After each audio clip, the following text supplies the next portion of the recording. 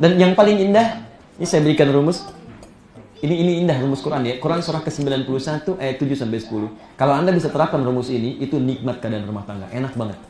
Nggak ada kecuali surga yang dikedepankan itu kan, dalam tanda petik. Teman-teman lihat rumusnya. Wa nafsi wa ma sawaha. Dan demi jiwa yang disempurnakan penciptaannya. Fa alhamaha fujuraha wa taqwaha. Di dalam jiwa itu ada dua dorongan. Catat betul ini ya. Pertama sifat baik, namanya takwa. Yang kedua sifat buruk, cenderung pada yang buruk, namanya fujur. Jadi ketika Allah menciptakan seseorang, dua sifat ini selalu ada dalam dirinya. Pertama sifat-sifat baik, misal jujur itu baik. Tapi ingat, saat Allah menciptakan jujur ada lawannya, bohong. Allah menciptakan rendah hati, tawadhu, ada lawannya sombong. Allah menciptakan sabar, ada lawannya marah. Tapi rumusnya, tolong catat ini ya. Allah menciptakan yang jelek ini bukan ingin menjadikan sikap dan sifat Anda jelek, bukan. Tapi untuk melatih supaya yang baik muncul. Kalau Allah tidak ciptakan dusta, nggak akan ketahuan jujur. Kalau tidak diciptakan amarah, nggak akan teruji sabar. Kalau tidak diciptakan bohong, tidak akan ketahuan jujur. Dan kalau nggak diciptakan sombong, nggak akan ketahuan rendah hati. Rumusnya apa? Qad aflaha man zakkaha. Ini poinnya. Akan bahagia kehidupan seseorang bila selalu menjadikan yang jelek itu menjadi katalis untuk memicu yang baiknya. Jadi kalau Anda menemukan sifat dan sikap di pasangan hidup yang tidak menyenangkan, rumus Qur'annya cari lawannya. Karena di situ Anda diuji. Misal Bu ya, marah dititipkan pada suami misal. Pulang dari kantor tiba-tiba dia marah. Saat suami marah, Allah menitipkan marah pada suami bukan ingin menjadikan suami pemarah, bukan. Tapi ingin menguji kesabaran pada diri ibu. Yang kalau nggak dititipkan marah pada suami, sabar di ibu nggak akan kelihatan. Itu poinnya. Jadi begitu ibu lihat suami marah misalnya, itu maksudnya sabar ibu harus dimunculkan. Jadi berbahagialah kalau suatu saat suami marah misalnya. Marah, oh berarti saya mesti sabar. Bapak juga sama. Pulang ke rumah, lihat istri cemberut misalnya, cari lawannya. Cemberut apa lawannya? Selesai.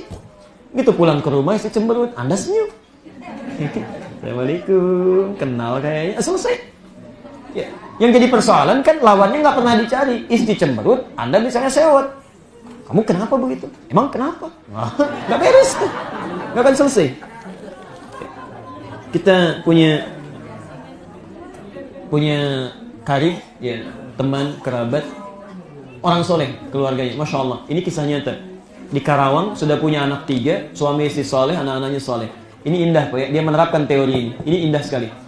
Satu kali suaminya pulang dari kantor dan luar biasa capek, lapar. Istrinya biasa sudah nunggu di rumah. Tapi dia telat masak, dia masak. Ya, suami buka pintu dan disambut, dicium tangannya, didudukan ya, di meja makan. Dia katakan, tunggu Pak ya, makanan belum selesai. Kata suaminya, Mah, tolong untuk Danjel bikinin mie katanya. Singkatnya dibuatkan mie oleh istrinya. Karena dia saking sibuk yang ingin segera jadi, dia lupa ya. Garam yang 1 sendok untuk sayur, dia masukkan ke mangkok mie. Diaduk begini. Baik, begitu selesai, istrinya senyum, tenang karena merasa sudah siap bikin mie, dia kasihkan. Pak, ini ya untuk ganjel dulu katanya. Baik, suaminya alhamdulillah senang, makasih Mak. Okay. Begitu mamanya pergi ke dapur, dia mulai santap mie itu. Maka santapan pertama, Masya Allah. Antum datang Pak ya, pulang ke rumah. Capek, lapar, dikasih mie dengan garam 1 sendok. Bagaimana responnya? Baik. Nah, ini poinnya. Garam apa rasanya? Asin. Dia paham betul rumusnya. Maka dia keluarkan kalimat yang manis untuk memanggil istrinya. Ma, sini sayang. Anak 3, Masya Allah ya. Baik. Dipanggil sayang istrinya, nggak biasa, Masya Allah gitu kan. Datang istrinya dengan senyum simpulnya. Kata suaminya, sini, duduk samping papa. Masya Allah. 2, duduk bersamaan. 3, belum selesai. Sini, duduk samping papa. Yang ketiga, ini yang paling indah. Papa suapin ya. Jarang rasanya makan berdua kan? Baik. Jarang rasanya makan berdua. Ibu apa yang terasa ya? Anak 3, hadir samping suami, makan berdua, disuapin lagi kan? Baik. Begitu dimasukkan itu, suapan pertamanya, istrinya sadar. Ada yang salah itu. Apa yang terjadi? Perhatikan, ini yang paling indah. Dia langsung tunduk ke bawah, dicium kaki suami, mengatakan, maafkan saya Pak, dia nangis. Saya tidak sengaja katanya kan. Suaminya indah sekali. Diangkat istrinya, dia angkat, dia katakan, Mah kenapa begini? Bukan, gak usah begini, Papa hanya ingin mengatakan, jarang kita makan berdua kan ya kan. Jadi begitu diangkat, lihat ya, Hanya gara-gara garam 1 sendok yang asin, tumbuh cinta 1 mangkok. Akhirnya hilang itu semua, hilang lapar, pergi ke dapur sama-sama, masak berdua di situ, selesai.